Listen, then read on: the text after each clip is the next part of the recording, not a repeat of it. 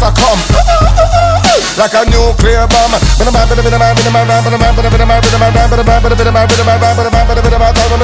the boys, talk to the girls, talk to the women, talk to the men, talk to the bench, and talk to the young generation. I get them song, but the bang, but the bang, but the bang, but the ding dang. But you come to the bang with the. So hello. Good evening everybody. My name is Shubham Jagdish and welcome back to the channel. So बच्चा party, आज हमारा अगला chapter शुरू होने वाला है जिसका नाम है प्रिंसिपल्स ऑफ मैनेजमेंट। काफी बेहतरीन चैप्टर है।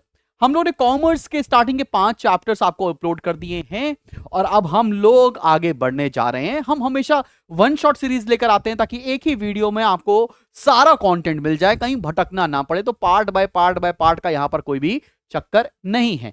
लेकिन बिफोर आई बिगिन आप सभी को बताना चाहते हैं कि आप इनरोल कर सकते हैं हमारे स्पार्टन्स बैच 2 के अंदर, जिसमें आपको हर एक चैप्टर लाइव पढ़ाया जाएगा। 3 बुक सेट्स घर पर डिलीवर किए जाएंगे एंड अलॉन्ग विद दैट आपको ये 2 माइंड मैप्स भी घर पर मिलने वाले हैं। एंड इनके साथ अगर आपको लगता है कि बोर्ड्स के साथ साथ एंट्रेंस एग्जामिनेशंस की भी प्रिपरेशन आपको करनी है तो फतेह कोर्स में आप इनरोल कर सकते हैं। जी हां, इसके अंदर 10 बुक सेट्स आपके घर पर डिलीवर किए जाएंगे। मोरओवर एप्लीकेशन को डाउनलोड करना आपका कर्तव्य है। काय को एप्लीकेशन डाउनलोड करना है?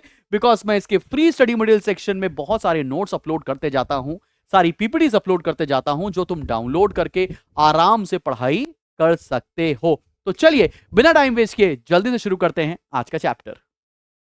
यार देखो, जहां तक रही कॉमर्स एज अ सब्जेक्ट की बात, यार ये जो प्रिंसिपल्स ऑफ मैनेजमेंट का चैप्टर है, ये कई साल पहले तक ना आपको थियोरेटिकल पूछा जाता था। टेलर के प्रिंसिपल बता दो, फयोल के बता दो, लेकिन अब ट्रेंड चेंज हो रहा है। 2025 ऑनवर्ड्स आपको पेपर डायरेक्ट बिल्कुल भी नहीं मिलने वाला है। आईएससी बोर्ड के अंदर आपको पेपर केस स्टडी मिलेगा, एप्लीकेशन बेस्ड मिलेगा। इसलिए जितना ज्यादा समझ के चलोगे कॉमर्स, उतना ज्यादा आसानी होने वाली है तुमको in the board examinations of 2027। अब ये सारे टॉपिक्स हैं जो आपके सिलेबस में हैं, एक एक करके हम सारे टॉपिक्स से आपसे रूबरू कराने वाले हैं। सबसे पहले प्रिंसिपल्स ऑफ मैनेजमेंट का नेचर के बारे में हम बात करते हैं। नेचर बोले तो कैरेक्टरिस्टिक्स। अब प्रिंसिपल्स ऑफ मैनेजमेंट है क्या? जब भी नाम प्रिंसिपल आ जाएगा तो स्कूल वाले प्रिंसिपल मैम नहीं है। प्रिंसिपल का मतलब होता है बेटा ऐसी चीज जो हर जगह फॉलो होती हो। तो पहला कैरेक्टरिस्टिक्स जो निकल कर आता है वो है यूनिवर्सैलिटी। यूनिवर्सैलिटी का मतलब क्या है कि ये प्रिंसिपल्स हर जगह लागू होंगे, हर तरह के ऑर्गेनाइजेशन में लगेंगे, चाहे ऑर्गेनाइजेशन छोटा हो चाहे बड़ा हो, और हर लेवल ऑफ मैनेजमेंट के अंदर ये प्रिंसिपल्स फॉलो होने वाले हैं। The principles of management are fundamental statement of truth having universal validity. These principles can be applied in different types of organization। क्या बात समझ में आ रही है? अगला है डायनामिक और फ्लेक्सिबिलिटी। पता है क्या, प्रिंसिपल्स ऑफ मैनेजमेंट एब्सोल्यूट नहीं होते। जैसे साइंस के प्रिंसिपल्स होते हैं ना, हाइड्रोजन मिलाया, ऑक्सीजन मिलाया एक लिमिटेड क्वांटिटी के अंदर तो पानी बन जाएगा, ऐसा नहीं है। ये प्रिंसिपल्स डायनामिक है, मतलब as per the changing need of the environment ये प्रिंसिपल्स को आप मोल्ड कर सकते हो, इसीलिए इसको फ्लेक्सिबल भी कहा जाता है। Principles of management are not rigid but flexible and dynamic in nature. These principles can be modified to suit different situations and all kinds of changes in the business environment. मतलब as per the changes, as per the needs of the business, आप इन सारे principles को अपने business के according mold कर सकते हो। अगला, they influence human behavior. Human behavior का मतलब क्या है? Management is a social science and it deals with human behavior. Human behavior is complex and cannot be tested under controlled laboratory conditions. These principles are general statement and they are not absolute. भाई ये principles लोगों के behavior को बदलते हैं। यार तुम्हें पता है कि हर एक इंसान का behavior एक जैसा नहीं होगा, इनको एक कंट्रोल सिचुएशन में चेक नहीं किया जा सकता है, इसलिए हर प्रिंसिपल हर इंसान को अलग अलग तरह से इंपैक्ट डालते हैं। ये तीसरी कैरेक्टरिस्टिक्स है। अगला है कॉन्टेंजेंट। इसका मतलब These principles are relative and not absolute। मतलब हर इंसान के पास या हर ऑर्गेनाइजेशन में अलग अलग तरह से फॉलो होंगे, एक जैसे सारे ऑर्गेनाइजेशन में फॉलो नहीं होने वाले। These principles should be applied carefully according to organizational needs and prevalent situation। अपने नीड के हिसाब से, अपनी सिचुएशंस को देखते हुए इन प्रिंसिपल्स ऑफ मैनेजमेंट को आपको अपने ऑर्गेनाइजेशन में फॉलो करना चाहिए। रटना नहीं है, समझना है। और ऐसा नहीं कि कोई 4 पॉइंट पढ़ लेना, हर एक पॉइंट आपको पढ़ना है। कुछ भी स्किप नहीं करना है भाई, ये सारे पॉइंट्स हमने सीबी गुप्ता को बुक से उठाए हैं और यही फॉलो करने हैं आपको। अगला है cause and effect relationship. The principles are used to solve different managerial problem with the help of observation, analysis and experience. यार देखो, हर प्रॉब्लम का कुछ कॉज और उसका कुछ इफेक्ट होता है, तो हर कॉज को समझकर, उसके इफेक्ट को समझकर आपको प्रिंसिपल्स ऑफ मैनेजमेंट को फॉलो करना चाहिए। अगला है इक्वल इंपॉर्टेंस। इसका मतलब है कि अब बहुत सारे प्रिंसिपल्स हैं और ये नहीं हम बोल सकते कि एक प्रिंसिपल ज्यादा इंपॉर्टेंट रखता है, दूसरा प्रिंसिपल की कम इंपॉर्टेंस है। सारे प्रिंसिपल्स ऑफ मैनेजमेंट की बराबर बराबर इंपॉर्टेंस होने वाली है। द प्रिंसिपल्स में B use with equal efficiency by the managers at different levels of authority. अब मेरी बात सुनना, तुम्हें प्रॉब्लम आएगी कहां पर? प्रॉब्लम आएगी बच्चा पार्टी, तुमने कैरेक्टरिस्टिक्स पढ़ ली, मतलब नेचर पढ़ लिया, और अगला है नीड्स। प्रॉब्लम यह आती है कि बच्चा नीड पूछोगे तो नेचर लिखाएगा, नेचर पूछोगे तो नीड लिखाएगा, बल्ले बल्ले और शाबा शाबा पेपर में हो जाएगा बेटा। तो मैंने बोलेगा सर हमने तो सब पढ़ के गए थे सर, हमको नंबर नहीं मिले मालिक, क्या करें बताओ। भैया आराम से पढ़ो, कॉमर्स दिखती आसान है, होती मुश्किल है, इसलिए रात में सोने से पहले अगर उससे बात करनी है तो कर लो, लेकिन उसके बाद तुम्हें प्रिंसिपल्स ऑफ मैनेजमेंट कॉमर्स को बिना 4 पन्ने 10 पन्ने रीड किए नहीं सोना है, और हर दिन करना है ये। अब बात करते हैं नीड। पहला, जरूरत क्या है प्रिंसिपल्स ऑफ मैनेजमेंट की? सबसे पहला एफिशिएंसी बढ़ाते हैं।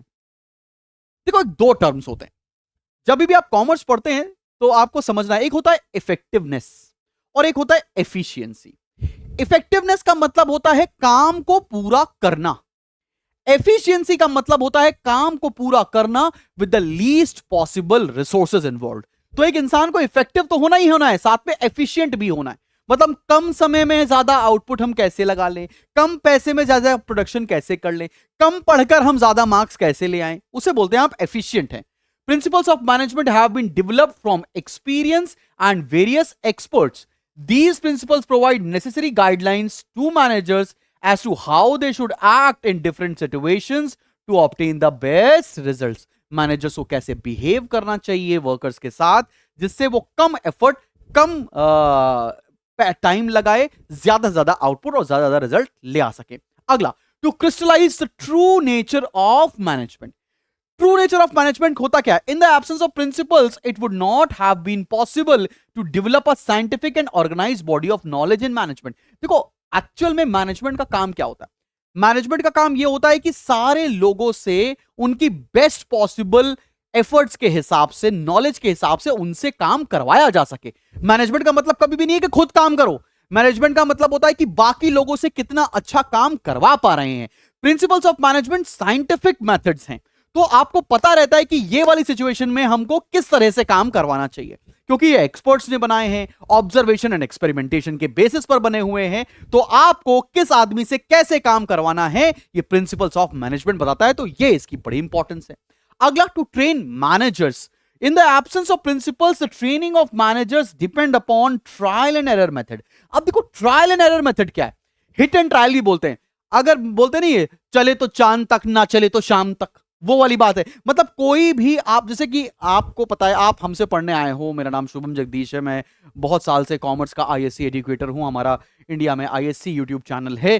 तो तुमको पता है कि भैया हम अगर शुभम भैया से पढ़ने जा रहे हैं, शुभम सर से पढ़ने जा रहे हैं, तो ये काफी एक्सपीरियंस हैं। इनसे पढ़ने के बाद हमें हिट एंड ट्रायल नहीं करना है कि भैया हो गया, पास हो गए तो पास हो गए, नहीं तो फेल हो गए, ऐसा नहीं है। यहां पर आ रहे हैं तो आपको वही चीज पढ़ाई जा रही है जो आपके इम्तिहान के लिए इंपॉर्टेंट है, आपकी लाइफ के लिए इंपॉर्टेंट है, और ट्राइड एंड टेस्टेड है यार। भाई ये जिंदगी का कोई खेल थोड़े ना है कि भैया अरे यार इनका वीडियो हमको बहुत अच्छा लगता है, बहुत सुंदर लग रहे हैं, लाओ हम इनका वीडियो से पढ़ लें। नहीं भैया, ये सब केवल रील्स में अच्छा लगता है। इंसान वही अपने एफर्ट्स देता है जो ट्राइड एंड टेस्टेड जगह, ठीक है। इसलिए शायद आप मेरे पास पढ़ने के लिए आए हो, और थैंक गॉड पिछले 10 12 15 साल से मैं यही कर रहा हूं, ठीक है ना। तो 10 12 15 साल से क्या है, मेरे पास 10 12 15 साल से प्रिंसिपल्स मैं फॉलो कर रहा हूं, जिससे मैं ट्रेनिंग दूंगा, और मैं आपके साथ हिट एंड ट्रायल नहीं कर रहा हूं। मुझे पता है कॉमर्स में क्या आने की संभावना है, कैसे पढ़ाना चाहिए, अकाउंटेंसी में क्या कराना चाहिए, इकोनॉमिक्स में क्या इंपॉर्टेंट होना चाहिए, कैसे बच्चों के 100 में 100 लाए जाते हैं, कैसे बच्चों को कॉलेज पहुंचाया जाता है। ये टेस्टेड है, रिजल्ट्स आपको बताते हैं। Similarly principles of management follow करेंगे तो मैनेजर्स की ट्रेनिंग आसान हो जाएगी, हिट एंड ट्रायल नहीं करना पड़ेगा। आगे बढ़ते हैं, अगला है to improve research. Principles of management developed in expanding the horizon of knowledge in management. Most principles provide new ideas, vision and imagination for conducting research in new studies. नई नई चीजों के बारे में पढ़ना, नई नई सिचुएशंस को डेवलप करना, इनमें हेल्प मिलती है, रिसर्च में हेल्प मिलती है. प्रिंसिपल्स ऑफ मैनेजमेंट आपको हेल्प करते हैं रिसर्च करने में. अगला है टू अटेन सोशल गोल्स. अभी सोशल गोल्स क्या है? Principles of management enables managers to make use of human and material resources. Human resource को भी और मटेरियल रिसोर्सेस को भी इस्तेमाल करना है. काय को? The supply of quality goods at reasonable price improve social welfare. यार समाज की सेवा हम कैसे करेंगे? सोशल ऑब्जेक्टिव कैसे इंप्रूव हो पाएगा? कि हम समाज को, सोसाइटी को बेहतर प्रोडक्ट्स दें और रीजनेबल प्राइस में दें. अच्छा प्रोडक्ट और रीजनेबल प्राइस में अगर हम प्रोवाइड करने लगेंगे तो सोशल वेलफेयर होना शुरू हो जाएगा. और प्रिंसिपल्स ऑफ मैनेजमेंट ये करने में हमारी हेल्प करते हैं. अगला, टू क्लैरिफाई थिंकिंग. डाउट को हटाता है ये. Principles of management make the thinking of managers clearer and systematic. A new manager can understand the nature of work with the help of these principles. कैसे काम करना है, साथ ही साथ कैसे काम करवाना है, confusions को avoid करना है, hit and trial को avoid करना है और scientific तरीके से काम करना है. और scientific तरीके से काम करने के लिए आपको principles of management help करने वाले हैं. अगला, to spread knowledge. Principles of management are helpful in spreading managerial knowledge through teaching. इसीलिए लोग एमबीए करते हैं, आईएम्स जैसे कॉलेज में जाते हैं पढ़ने के लिए. These principles constitute an organised body of knowledge which is taught in business school. तुमने सुना हो ना, Harvard Business School, Indian Institute of Management, Indian School of Business. ये सारे बड़े बड़े कॉलेजेस आपको मैनेजमेंट के बारे में पढ़ाते हैं, केस स्टडीज के थ्रू पढ़ाते हैं, ताकि आप ये नॉलेज अगली जनरेशन तक स्प्रेड कर सकें और इस नॉलेज का अच्छी तरीके से इस्तेमाल करके बिजनेस में लागू कर सकें. अगला, टू इवैल्यूएट मैनेजरियल बिहेवियर. कौन कैसा काम कर रहा है, कौन कितना एम्पैथेटिक है, कौन कितना वैल्यूएबल है, यह भी पता चलता है प्रिंसिपल्स ऑफ मैनेजमेंट से. Principles of management prescribes what one should do to manage things in a given situations. कैसी भी सिचुएशन आए, एक मैनेजर को कैसे एक्ट करना है, एक मैनेजर को कैसे रिजॉल्व करनी है प्रॉब्लम, यह भी हमें प्रिंसिपल्स ऑफ मैनेजमेंट सिखाते हैं. तो यहां तक हमने दो टॉपिक पढ़े. पहला टॉपिक पढ़ा मेरी जान की नेचर, कैरेक्टरिस्टिक्स क्या है, और दूसरा हम लोगों ने पढ़ा कि इंपॉर्टेंस क्या है. इन दोनों को आपस में मिक्स एंड मर्ज नहीं करना. लिख लिख के पढ़ना, चिट बना बना के पढ़ना, सोते समय पढ़ना, उनको पढ़ाना जैसे मर्जी आए, लेकिन इनके बीच में कंफ्यूजन नहीं चाहिए अपने को. चलो भाई, अब बात करते हैं हम लोग प्रिंसिपल्स ऑफ मैनेजमेंट की. और सबसे पहले जिन किरदार को आपके सामने पेश करने जा रहे हैं, इरशाद बोलिएगा, इरशाद. इनका नाम है एफ.डब्ल्यू. टेलर. और एफ.डब्ल्यू. टेलर ने हमको दिए हैं प्रिंसिपल्स ऑफ साइंटिफिक मैनेजमेंट. इन्होंने हमें प्रिंसिपल्स दिए हैं कितने? 7 प्रिंसिपल्स दिए हैं. एक बात का गौर रखना भैया कि आप आईएससी के स्टूडेंट हो, आपके यहां ये 7 प्रिंसिपल्स हैं. आप किसी और बोर्ड के अगर फैकल्टी से पढ़ रहे होंगे तो वहां पे 5 या 6 प्रिंसिपल्स पढ़ाए जाएंगे. सजाए मौत हो जाएगी, ऐसा मत करिएगा. पेपर में नंबर नहीं मिलेंगे आपको. आपको अपने बोर्ड के हिसाब से ही पढ़ने की जरूरत है. पहली बात तो ये हो गई. चलो एक एक प्रिंसिपल्स को उठाएंगे और जड़ से खत्म करेंगे. सबसे पहला है science not rule of thumb. अगर आप ये फोटो देखकर समझ पा रहे होगे, मतलब हमें हिट एंड ट्रायल नहीं करना है, हमें साइंटिफिक मेथड्स को फॉलो करना है. तो science and rule of thumb क्या बोलता है? Each and every job and method of doing it should be based on scientific study and analysis rather than on trial and error. The tasks to be performed should be scientifically planned. The materials, equipment and working conditions should be standardized. मतलब हमें business के अंदर आकर hit and trial नहीं करना है, हमको scientific methods को ही फॉलो करना चाहिए.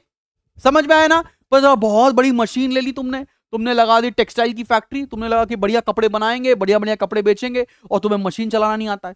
तुम ईटा मार के मशीन चला दो, चल जाओ, ऐसा नहीं आता. आपको साइंटिफिक तरीका यूज करना पड़ेगा. हिट एंड ट्रायल से कोनो मतलब नहीं. समझ में आई बात? आगे बढ़ते. Harmony not discord. ये क्या बोल रहा है? There should be healthy cooperation between employer and employees. Taylor advocated a complete mental resolution on the part of both management and workers. भाई मैनेजमेंट के साथ वर्कर्स को काम करने में मजा आना चाहिए, लड़ाई झगड़ा नहीं होना चाहिए, खींचम खिंचाई नहीं होनी चाहिए, मारा पीटी नहीं होनी चाहिए. मतलब मेंटल रिवोल्यूशन लेकर आना है. एम्प्लॉइज को अच्छी तरीके से ट्रीट करना है और एम्प्लॉइज को भी अपने एम्प्लॉयर को बढ़िया तरीके से ट्रीट करना चाहिए. अगले बात पर आते हैं. Maximum not restricted output. मतलब सारे वर्कर्स को ये सोचना चाहिए कि मैं अपना मैक्सिमम प्रोडक्टिविटी दूं, मैक्सिमम आउटपुट प्रोड्यूस करके दूं। ऐसा नहीं कि भैया मैं तो 4 घंटे के लिए आया है, जितना पैसा मिलता है मैं तो उतना ही काम करेगा, ऐसा नहीं। आपको क्या कोशिश करनी चाहिए कि मैक्सिमम आउटपुट निकालना है, रिस्ट्रिक्टेड आउटपुट से कोई भी मतलब नहीं होना चाहिए। Conflict between management and workers arise mainly on division of surplus. Taylor suggested that the best way to resolve the conflict is to increase the size of surplus so that each side can have a large share. भाई देखो, अगर company ज्यादा पैसे कमाएगी तो employees को ज्यादा salary देगी, profit में हिस्सा देने लगेगी। तो इंस्टेड ऑफ सरप्लस को कम करो, कोशिश करो सरप्लस को बढ़ा दिया जाए, प्रॉफिट बढ़ेगा, दोनों लोग का फायदा है, एम्प्लॉयर का भी और एम्प्लॉय का भी। अगला, division of work and responsibility. Taylor suggested that separation of planning from operational work. Management should concentrate on planning the job of workers and workers should concentrate on performance of work. भाई हर इंसान को हर काम नहीं करना चाहिए, हमें division of work और responsibilities को लाना चाहिए। कहने का मतलब है कि जितने मैनेजमेंट लेवल पे लोग काम कर रहे हैं उनको प्लानिंग का काम करना चाहिए और वर्कर्स को एग्जीक्यूशन पर फोकस करना चाहिए। अगला, scientific selection, training and development. इसका मतलब क्या है? Worker should be selected and train keeping in view the job requirements. Each and every worker should be encourage to develop his full potential. भाई जब भी आप किसी को हायर कर रहे हो तो साइंटिफिक तरीके से हायर करो। अगर मेरे को इंजीनियर चाहिए तो मुझे इंजीनियर को हायर करना है इंजीनियरिंग के काम के लिए, हमें मैनेजर चाहिए तो मैनेजर को हायर करना है मैनेजमेंट के काम के लिए। तो साइंटिफिक सिलेक्शन होना चाहिए, साइंटिफिक तरीके से ट्रेनिंग और डेवलपमेंट का प्रोसेस होना चाहिए। अगला है स्टैंडर्डाइजेशन। इसका मतलब the tools, equipment, work methods and working conditions must be standardised so as to improve efficiency and quality. मतलब जिस जगह पर, जिस फैक्ट्री में वर्कर्स काम कर रहे हैं, ऑफिस इंप्लॉइज काम करने चाहिए, वो अच्छा होना चाहिए। जो टूल्स वो यूज कर रहे हैं, जो इक्विपमेंट वो यूज कर रहे हैं, वो अच्छी क्वालिटी का होना चाहिए। इसी को स्टैंडर्डाइजेशन कहते हैं। अगला है मेंटल रिवोल्यूशन। इसका मतलब क्या है? Taylor suggested a basic change in the attitudes on the part of both employees and employer. Employees should consider employers as partners in industry. अब देखो कहना क्या चाहते हैं भाई, कहना ये यहां पर कवि क्या कहना चाहते हैं? कवि कहना चाहते हैं बेटा जी कि एम्प्लॉइज को, एम्प्लॉयर को पार्टनर जैसा ट्रीट करना चाहिए।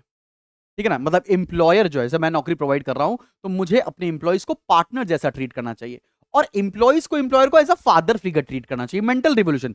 ऐसा सोचा चाहिए कि एम्प्लॉयर हमारा बहुत बढ़िया है, हमारा बड़ा ख्याल रखता है, वैसे हमें सोचा चाहिए एम्प्लॉइज हमारे लिए एम्प्लॉइज नहीं है, एम्प्लॉइज हमारे लिए पार्टनर जैसे हैं, तो उनका बहुत ख्याल रखना चाहिए। इसको मेंटल रिवोल्यूशन कहा गया है।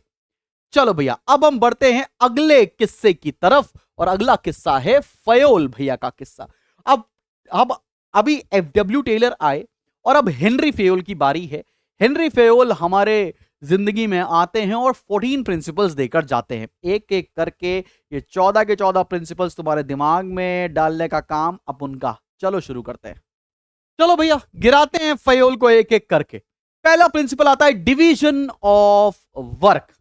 कहने का मतलब यह है कि काम को डिवाइड करो और जो काम जिससे करवाना है उसको एलोकेट करो। बात समझ में आ रही है? जो इंसान जौन सा काम बेहतर कर सकता है उसको वो काम दो, सबको सारे काम मत दो। कहने का मतलब क्या है? Division of work means division of the total task into compact jobs and allocating these compact jobs to different person so that an employee can concentrate on only one type of work. It helps to improve efficiency by avoiding wastage of time, effort caused by change from one type of work to another. जैसे मैं अपने organisation के बारे में ही बात करता हूं कि जो हमारे देवांश भैया हैं वो पूरा सोशल मीडिया का काम संभालते हैं। हमारे किसी भी ऑर्गेनाइजेशन के अंदर ना बहुत सारे डिपार्टमेंट्स होते हैं, तो जो सोशल मीडिया का काम है, जो रील्स जानी है, जो वीडियोस पोस्ट होने हैं यूट्यूब के ऊपर, जो स्टडी मटेरियल बनना है, वो सब देवांश भैया का काम है क्योंकि वो उस पे ग्राफिक्स के काम में बहुत बढ़िया है। सिमिलरली शिवम सर जो हमारे हैं वो बच्चों की सारी डाउट्स को देखते हैं, बच्चों कितना अच्छा फील कर रहे हैं, किसी बच्चों को कोई परेशानी तो नहीं आ रही है, तो पूरा हमारा जो Q&A है, जो हमारे डाउट्स रिजॉल्विंग का काम है, वो सब शिवम भैया देखते हैं। सिमिलरली जितना भी कस्टमर केयर है वो हमारी गीतांजलि मैम देखती हैं। तो हमने हर एक काम को डिवाइड किया और हर काम एक एक बंदे को सौंप दिया ताकि वो वही काम करे जिसपे बेहतर है कोई कंफ्यूजन ना रहे और एक ही काम पर ज्यादा से ज्यादा कॉन्सेंट्रेट कर सके। बात समझ में आ रही है? अगला आता है अथॉरिटी एंड रिस्पॉन्सिबिलिटी। अब अथॉरिटी एंड रिस्पॉन्सिबिलिटी का मतलब क्या है? Authority is the right to get work done from others and responsibility is obligation to perform the assigned task. Authority क्या है? मुझे दूसरे से काम करवाना है, ये मेरी अथॉरिटी है। रिस्पॉन्सिबिलिटी क्या है? तुम्हें अगर ये काम दिया गया है तो तुम्हें ये काम करना चाहिए, ये तुम्हारी रिस्पॉन्सिबिलिटी बनती है। Anyone who exercise authority must accept responsibility for his work. अगर जो भी अथॉरिटी जिसके पास है, जो काम दे रहा है, उसकी रिस्पॉन्सिबिलिटी बनती है कि वो काम दूसरे से करवा सके। Similarly one who is held responsible should be given the necessary authority. Authority and responsibility are coexistent and they must go hand in hand. Authority और रिस्पॉन्सिबिलिटी को हम अलग अलग नहीं कर सकते, ये साथ ही साथ चलने वाले हैं। अगर मुझे लगता है कि मुझे ये काम तुमसे करवाना चाहिए, तो मुझे इसकी रिस्पॉन्सिबिलिटी है कि तुम ये काम कंप्लीट करोगे, और तुम्हारे पास ये अथॉरिटी है कि तुम्हें काम करवाना ही करवाना है कैसे भी। बात समझ में आ रही है? आगे बढ़े। अगला है डिसिप्लिन। डिसिप्लिन का मतलब है ओबीडियंस, हल्ला गुल्ला नहीं करना है, अच्छी तरीके से ऑर्गेनाइजेशन में रहना है, डिसिप्लिन रहना है और काम पूरा करना है। Discipline implies obedience, respect of authority and observance of the established rules and regulations. Discipline is essential for the smooth running of every organization. According to Fayol, good supervision at all levels, clear and fair rules, built-in system for penalties will help to maintain discipline. Organisation में discipline होने का बहुत जरूरी है, क्योंकि अगर seniors ने order दिया है, सीनियर्स ने कुछ जो रूल्स बनाए हैं वो फॉलो करने पड़ेंगे, और जब हम डिसिप्लिन रहते हैं, ओबीडियंट रहते हैं, तो अक्सर हमारा ऑब्जेक्टिव टाइमली पूरा हो जाता है। अगला है यूनिटी ऑफ कमांड। बहुत बढ़िया पॉइंट है। According to this principle, an employee should receive orders from one superior only and be accountable to him. No person can serve several masters at the same time. If a subordinate has more than one boss, dual command will undermine authority, weaken discipline, divide loyalty and create confusion. यहां से case study आएगा, 100% है। Unity of command क्या कहता है? Unity of command कहता है कि एक सबऑर्डिनेट को एक ही सुपीरियर से ऑर्डर मिलने चाहिए, और वो सबऑर्डिनेट एक ही सुपीरियर के लिए अकाउंटेबल भी होना चाहिए। अगर कई बॉसेस से ऑर्डर मिलेगा तो किसी का काम समय से पूरा नहीं कराया जा सकता है। इसको ही यूनिटी ऑफ कमांड कहते हैं। अब यूनिटी ऑफ डायरेक्शन क्या होता है? सिमिलर है। यूनिटी ऑफ डायरेक्शन क्या है? There should be one head and one plan for a group of activities having the same objectives. In other words, each group of activities with the same objective must have one plan of action and must be under the control of one superior. भाई, एक plan के अंदर एक head होना चाहिए, और वही head decide करेगा कि क्या डायरेक्शन होगा काम कंप्लीट करने का। One plan one head. बात समझ में आ रही है? इसे बोलते हैं यूनिटी ऑफ डायरेक्शन। अगला है subordination of individual interest to general interest. Very very important yet very confusing. आओ देखो, an organisation is bigger than an individual, therefore the interest और goals of the organisation must prevail upon the personal interest of individuals. In order to achieve supremacy of group or common interest, managers must set a good example and they must be firm but reasonable in dealing with subordinates. कहने का मतलब क्या है? भाई देखो, अगर मैं किसी ऑर्गेनाइजेशन में काम करता हूं, तो उस ऑर्गेनाइजेशन का ऑब्जेक्टिव पहले है और मेरा ऑब्जेक्टिव बाद में है। तो पहले हमें ऑर्गेनाइजेशन के लिए काम करना चाहिए, पहले ऑर्गेनाइजेशन के ऑब्जेक्टिव को पूरा करना चाहिए, उसके बाद अपने इंडिविजुअल इंटरेस्ट की तरफ हमें फोकस करना चाहिए। इसी प्रिंसिपल को बोलते हैं subordination of individual interest with general interest. अब आती है अगले प्रिंसिपल के बारे में। यह प्रिंसिपल है रेम्यूनरेशन। रेम्यूनरेशन मतलब सैलरी, वेजेस देना। यह क्या कहता है? The remuneration payable to workers must be fair, reasonable and satisfactory both to employees and to the employer. मतलब जो एम्प्लॉयर जिस कैटेगरी का काम कर रहा है, उसको उस कैटेगरी के हिसाब से सही रेम्यूनरेशन मिलना, जिससे एम्प्लॉयर भी सेटिस्फाइड हो और एम्प्लॉय भी सेटिस्फाइड हो। It must reward effort so as to motivate high productivity. The amount of remuneration and the method of wage payment should be both fair and rewarding.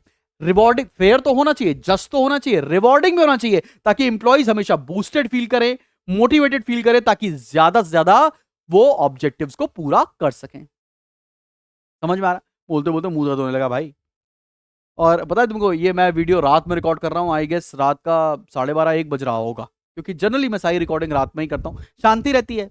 और दिन भर कोचिंग वोचिंग पढ़ाकर अपने office का सारा काम कंप्लीट करने के बाद रात में इत्मीनान से अपने बच्चों के लिए वीडियो बनाते हैं, तो this is a me time which I spend with you all, ठीक है ना। तो बड़ा मजा आता है। और आपको कैसा लगता है वीडियोस देखकर, थोड़ा बताना यार, ठीक है ना। और चैनल को सब्सक्राइब नहीं करते बच्चे हमारे चैनल पे, आई गेस 73-74% बच्चे जो वीडियोस देखते हैं उन्होंने चैनल सब्सक्राइब ही नहीं कर रखा है, ठीक है। तो यार सब्सक्राइब करो, थोड़ा मोटिवेशन मिलता है। आईएससी वाले बच्चों तक फॉरवर्ड करो, फिर स्कूल के टीचर्स तक भेजो वीडियो, है ना। सबके क्रिटिक मिलना भी जरूरी है, ठीक। Together we will grow, right. अब आते हैं सेंट्रलाइजेशन के ऊपर। सेंट्रलाइजेशन क्या है? Everything that increase the importance of subordinates role is decentralization and everything that reduces it is centralization। इसके ऊपर ये कोट है, इस कोट के ऊपर इस साल देखना 2027 में क्वेश्चन पूछा जाएगा। कहना क्या चाहते हैं कभी, आओ देखते हैं। Centralization and decentralization is a matter of proportion and the right proportion between them should be decided keeping in view the circumstances of the particular case। There should be a proper balance between centralization and decentralization। पहले समझते हैं centralization है क्या। Centralisation का मतलब है कि decision making power सिर्फ टॉप मैनेजमेंट के हाथ में होना, और डिसेंट्रलाइजेशन का मतलब यह है कि decision making power different levels of management में डिस्ट्रीब्यूट कर देना। जब डिसेंट्रलाइजेशन होता है तो सबऑर्डिनेट्स को मोटिवेटेड फील होता है, क्योंकि इंप्लॉइज को लगता है ना कि यार मैं भी बिजनेस में कंट्रीब्यूट कर रहा हूं, मेरे भी डिसीजंस चल रहे हैं। और सेंट्रलाइजेशन अगर होता है तो टॉप लेवल को अच्छा लगता है कि सारा काम मेरे हाथ में है, सब कुछ मैं संभाल रहा हूं। तो सेंट्रलाइजेशन और डिसेंट्रलाइजेशन में बैलेंस होना चाहिए। अगर एक भी चीज ज्यादा होगी, अगर मान लो सेंट्रलाइजेशन ज्यादा है तो सबऑर्डिनेट्स डिमोटिवेटेड फील करेंगे, और अगर डिसेंट्रलाइजेशन ज्यादा है तो काम पूरा नहीं हो सकता है ऑब्जेक्टिव ऑर्गेनाइजेशन का पूरा ना होने लगे। तो सेंट्रलाइजेशन और डिसेंट्रलाइजेशन के बीच में एब्सोल्यूट बैलेंस होना चाहिए, ठीक है बेटा जी। आगे बढ़ते हैं, स्केलर चेन के ऊपर आते हैं। स्केलर चेन का मैं एक छोटा सा ग्राफ भी बनाता हूं, आपकी बुक में बना है। स्केलर चेन का मतलब होता है एक राइट ऑफ कमांड होना चाहिए और उस हायरार्की को फॉलो करना चाहिए। मान लो ये ए है, बी है, सी है, डी है, ई है, एफ है, जी है, एच है, आई है, जे है। तो चेन ऑफ कमांड फॉलो होना चाहिए। ए को बी से, बी को सी से, अगर ए को अपने ई से बात करनी है तो इस चेन को फॉलो करना चाहिए। अगर मान लो एक डिपार्टमेंट दूसरे डिपार्टमेंट से सीधा बात करना चाहता है, मान लो बी सीधा बात करना चाहता है एच से, तो इस चीज को बोलते हैं गैंग प्लैंक, सीधा बात करना। आओ समझते हैं। It refers to chain of superiors ranging from ultimate authority top to the lowest rank. Normally, the prescribed chain of command should be followed and communication should flow through the established chain of command। Superior से subordinate, subordinate से superior, line से hierarchy को follow करके बात को पहुंचाना चाहिए। However, to facilitate quick communication between two links, a gang plank may be created। मतलब अगर क्विक कम्युनिकेशन चाहिए एक डिपार्टमेंट को दूसरे डिपार्टमेंट से, तो आप सीधा बात कर सकते हैं। सीधे कम्युनिकेशन को गैंग प्लैंक कहा जाता है। इसके ऊपर भी केस स्टडी आने की बहुत उम्मीद है। अब देखो यहां पर ऑर्डर की क्या बात हो रही है, देखना ध्यान से, ऑर्डर में कंफ्यूज हो जाओगे। There must be material and social order in enterprise. Material order means a proper place for everything and everything at its right place. Similarly, social order means a place for everyone and everyone is appointed at the right place। मतलब हर एक सामान को रखने की एक जगह होनी चाहिए ऑर्गेनाइजेशन के अंदर, और हर सामान अपनी जगह पर होना चाहिए। ये मटीरियल ऑर्डर है। और सोशल ऑर्डर मतलब हर एम्प्लॉय को एक जगह होनी चाहिए काम करने के लिए, एक बैटरी की जगह होनी चाहिए, और हर एम्प्लॉय अपनी जगह पर ही मिले, ये सोशल ऑर्डर होता है। और दोनों ऑर्डर को मेंटेन करना ऑर्गेनाइजेशन का काम है। ऑर्डर का मतलब ये नहीं है कि एक सुपीरियर एक सबऑर्डिनेट को ऑर्डर देना चाहिए, वो यूनिटी ऑफ कमांड होता है, बच्चे कंफ्यूज हो जाते हैं, ठीक है। एनीवेज, मूविंग अहेड, इक्विटी क्या है? इक्विटी मतलब इक्वालिटी। इक्विटी मतलब इनजस्टिस ना होना, चाहे मेल हो चाहे फीमेल हो, एक काम करते हैं तो एक जैसी ही सैलरी मिलनी चाहिए, किसी भी तरह की डिस्पैरिटी नहीं होनी चाहिए। Management should treat employees with justice and kindness. There should be equity of treatment in dealings with subordinates and no discrimination should be made between them।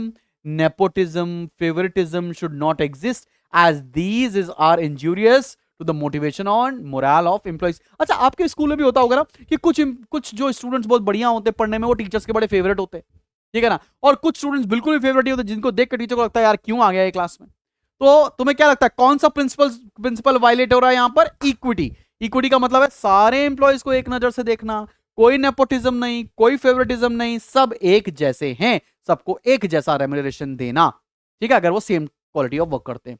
अगला, stability of tenure. Stability of tenure का मतलब होता है कि अगर कोई इंसान को आपने नौकरी पे रखा है तो कम से कम उसका एक certain time period of job confirm होना चाहिए। मतलब उसको ऐसा ना लगे कि कल मुझे नौकरी से निकाल देंगे, परसों मुझे नौकरी से निकाल देंगे, ऐसा नहीं होना चाहिए। मतलब उसकी जो स्टेबिलिटी हो, जो टेन्योर है, उसको एक स्टेबल होना चाहिए कि मतलब 1 साल के लिए काम करोगे तुम, 2 साल के लिए काम करोगे, तब तक तुम्हें नहीं निकाला जाएगा, ऐसा होना चाहिए। ऐसे में वो अच्छा परफॉर्म कर सकता है ऑर्गेनाइजेशन के अंदर। It takes time to learn and get used to a job. Therefore, a reasonable security of service should be provided to all employees. Stability of tenure help to develop loyalty and attachment on the part of employees. अगर employees ज्यादा दिन तक एक organisation में रहते हैं तो loyalty develop होती है, लॉयल्टी डेवलप होती है तो अटैचमेंट डेवलप होता है, जिससे बेहतर काम किया जा सकता है। अगला पॉइंट आता है इनिशिएटिव। चाहे बड़े लेवल पर काम कर रहा हो एक एम्प्लॉय या छोटे लेवल पर काम कर रहा हो, सबको यह हक है कि वो अपने सजेशंस ऑर्गेनाइजेशन में दे सके, इसको इनिशिएटिव बोलते हैं। Employees at all levels should be encouraged to think out and execute the assigned task in a better way. Initiative is a source of strength for an organization. Therefore, subordinates should be inspired to suggest improvements in the formulation and implementation of plans. आप subordinate से भी suggestions ले सकते हैं और subordinates को भी suggestions देना चाहिए टॉप लेवल ऑफ मैनेजमेंट को, ताकि किसी भी काम को क्या बेहतर तरीके से किया जा सकता है। ये नहीं सोचना ये छोटा एम्प्लॉय है, बड़ा एम्प्लॉय है, सबके पास इनिशिएटिव होना चाहिए कि ऑर्गेनाइजेशन के हक में बेहतर सुझाव दे सके। अगला है एस्पिरी दे कॉर्प्स, मतलब यूनिटी इज स्ट्रेंथ। इसका मतलब क्या है? There must be team spirit and cooperation among the members of an organization. Unity of strength and the strength of an enterprise lies in the cooperation and harmony in the individual efforts. यार मैंने पता है बच्चों की life में देखा है, student में, कि यार हर एक इंसान ना कोऑपरेशन की जगह कंपटीशन में लगा हुआ है। अब तुम्ही को देख लो, बहुत सारे बच्चे मुझसे पढ़ते होंगे और ये बात अपनी क्लास के बाकी स्टूडेंट्स को नहीं बताते कि कहीं तुम ना पढ़ लो, कहीं तुम्हारे मार्क्स ज्यादा ना आ जाए। This is competition.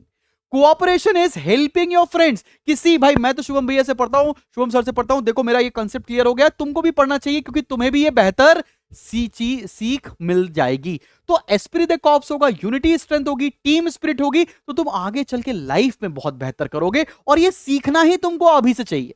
क्लास 11 से 12 से तुम्हें भाई कंपटीशन की भावना नहीं डालनी है, तुम्हें कोऑपरेशन की भावना डालनी है। फुनसुक वांगड़ू बनना है तुम्हें, ठीक है ना? बात समझ में आ रही है? चाचड़ नहीं बनना है 3 इडियट्स वाले। चलो भैया आगे बढ़ते हैं बच्चे पार्टी, और यहां पर हमारे फयोल के प्रिंसिपल को भी हम लोगों ने खत्म कर दिया है।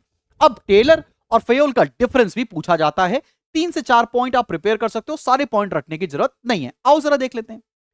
पहला, टेलर जो था वो फैक्ट्री लेवल या शॉप फ्लोर लेवल के लिए प्रिंसिपल्स बनाने पे फोकस करते थे, लेकिन जो फयोल थे वो टॉप लेवल ऑफ मैनेजमेंट के लिए प्रिंसिपल्स बनाने के लिए फोकस करते थे। पर्सनालिटी क्या थी? टेलर एक साइंटिस्ट था और फयोल एक प्रैक्टिशनर था। फोकस क्या था? टेलर का फोकस था कि प्रोडक्टिविटी को कैसे बढ़ाया जा सके, और फयोल का था कि ओवरऑल एफिशिएंसी और एडमिनिस्ट्रेशन को कैसे बढ़ाया जा सके। टेक्निक्स क्या थी? Taylor scientific observation and measurement करता था, वेयर एज फयोल ने जनरल प्रिंसिपल्स ऑफ मैनेजमेंट दिए। नेचर कैसा था? साइंटिफिक मैनेजमेंट होता था टेलर का और जनरल थ्योरी ऑफ एडमिनिस्ट्रेशन होती थी फयोल की। यहां से एमसीक्यू बन सकता है, ठीक है ना बच्चे पार्टी? और देखते हैं, अब हम बात करने जा रहे हैं last topic of this chapter, which is relevance of principle. आज की डेट में कौन सा प्रिंसिपल कितना रेलेवेंट है और क्या किसी मॉडिफिकेशन की कोई जरूरत है? एक एक करके सारा टॉपिक देखते हैं। और पता है ये ऐसा टॉपिक है जो बच्चा बोर्ड इम्तिहान में छोड़कर जाता है, क्योंकि ना कभी इस टॉपिक पर कोई तवज्जो देता है, बिकॉज आपकी चैप्टर में सबसे लास्ट में दे रखा है और सबको लगता ही है कि टेलर और फयोल के प्रिंसिपल के ज्यादा क्या ही पूछ लेंगे इस चैप्टर में। लेकिन बच्चा पार्टी, रेलेवेंस इस साल पढ़ के जाइएगा, केस स्टडी में चुन चुन कर ये पॉइंट डाला जाएगा। आओ देखते हैं। सबसे पहले डिवीजन ऑफ वर्क प्रिंसिपल की अगर हम बात करें तो उसकी रेलेवेंस क्या है कि total task can not be performed by 1 person, एक आदमी नहीं कर सकता है। मॉडिफिकेशन क्या है? Degree of division work differs from organization to another. एक ऑर्गेनाइजेशन दूसरे ऑर्गेनाइजेशन में अलग अलग तरह से डिवीजन ऑफ वर्क कर सकता है। अगला, अथॉरिटी एंड रिस्पॉन्सिबिलिटी। अथॉरिटी और रिस्पॉन्सिबिलिटी दोनों साथ साथ चलते हैं। And the two must go together. तो इसमें किसी भी तरह के मॉडिफिकेशन की जरूरत नहीं है। डिसिप्लिन के बारे में देखो, essential for smooth functioning of every business firm. सारे बिजनेस को चलाने के लिए डिसिप्लिन की जरूरत है। टाइप ऑफ डिसिप्लिन में डिफर इन डिफरेंट फर्म्स, जैसे सेल्फ डिसिप्लिन या आर्मी टाइप डिसिप्लिन। किस तरह का डिसिप्लिन चाहिए ये आप अपने ऑर्गेनाइजेशन के हिसाब से लागू कर सकते हैं। Unity of command, unity of command generally सारे ऑर्गेनाइजेशन में फॉलो होता है, लेकिन in some cases an employee may be asked to report to two bosses. लेकिन कुछ ऑर्गेनाइजेशन में हो सकता है एक सबऑर्डिनेट को एक से ज्यादा बॉसेस को रिपोर्ट करना पड़े। Unity of direction, department of business firm usually organise as per this principle. Generally हर ऑर्गेनाइजेशन में यूनिटी ऑफ डायरेक्शन फॉलो होता है, लेकिन कुछ जगह in some business firm matrix structure is followed. मतलब वन प्लान के मल्टीपल हेड्स हो सकते हैं, मैट्रिक्स स्ट्रक्चर भी फॉलो किया जा सकता है। अब अगला देखो, subordination of individual interest to general interest. It is essential for common good, सबकी भलाई के लिए ये होना चाहिए। Some employees may not follow this principle. कुछ एम्प्लॉइज को लग सकता है कि नहीं भैया ऑर्गेनाइजेशन का ऑब्जेक्टिव गया भाड़ में, मेरा ऑब्जेक्टिव पूरा होना चाहिए। अगला remuneration, it should be just and fair in most cases. लेकिन क्या देखा था, in unorganized sector this principle may be violated by many firms. जो बड़े बिजनेस नहीं है, जो ऑर्गेनाइज स्ट्रक्चर में बिजनेस नहीं है, वहां पर यह चीज वायलेट होती हुई देखी गई है। Centralisation, some decentralisation found in every firm and degree of decentralisation may differ from firm to firm. मतलब एब्सोल्यूट सेंट्रलाइजेशन कहीं नहीं होता, थोड़ा थोड़ा डिसेंट्रलाइजेशन देखा जाता है, और कितना डिसेंट्रलाइजेशन होगा ये अलग अलग जगह अलग अलग ऑर्गेनाइजेशन में अलग अलग लेवल पर होता है। Scalar chain, it is usually followed in most cases but it may be violated to speed up some communication. भाई जनरली स्केलर चेन फॉलो होता है, लेकिन कभी कभी डिसीजंस को फास्ट लेने के लिए, कम्युनिकेशन को बेहतर बनाने के लिए गैंग प्लान का इस्तेमाल करते हैं। ऑर्डर, ऑर्डर को यूज करना चाहिए केओस को दूर करने के लिए, लेकिन डिग्री ऑफ ऑर्डर में vary from organization to organization. Equity क्या कहता है, employees have to be equitable to ensure good relation with employees. Employer को इक्विटी फॉलो करना चाहिए, नेपोटिज्म वगैरह नहीं, ताकि इंप्लॉइज से बेहतर रिलेशन हो सके। Cases of inequity reported in some firms, बहुत सारे ऑर्गेनाइजेशन में बताया गया है कि नहीं भाई यहां देखो नेपोटिज्म चल रहा है, फेवरेटिज्म चल रहा है, ठीक है ना।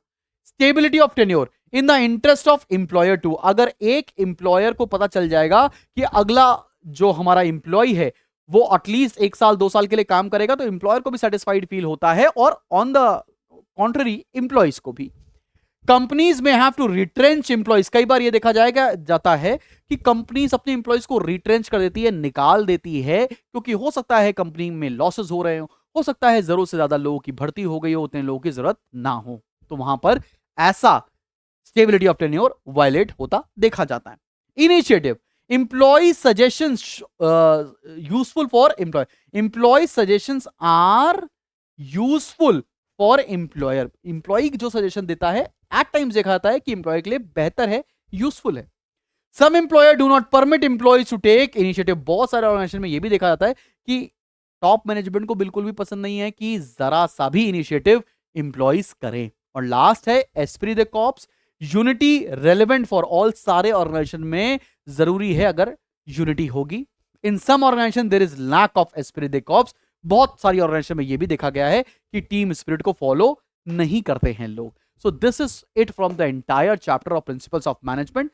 आपको कैसा लगा ये वीडियो जरूर बताइएगा, और हम आपके लिए केस स्टडीज भी लेकर आएंगे, परेशान मत हो। हम आपको भी कंसेप्ट बिल्ड कर रहे हैं। This is level 1 of work learning experience which you are doing currently. कैसा लग रहा है जरूर बताइएगा। एंड अगर आपको लगता है कि मेरे साथ एकदम स्ट्रक्चर्ड वे में पढ़ाई करनी चाहिए, लाइव पढ़ाई करनी चाहिए, तो मैं ऐसा लगा कि शुभम सर मेरे पीछे पागल हो जाए मुझे नंबर दिलाने के लिए, तो Spartans is the course for you. उसमें आप एनरोल कर सकते हैं, ये हेल्पलाइन नंबर पे कॉल करके, या डिस्क्रिप्शन में लिंक है, जो तुम्हारी मर्जी है वैसे तुम एनरोल कर सकते हो। मिलते हैं नेक्स्ट वीडियो में। Till then keep smiling and keep learning. God bless you.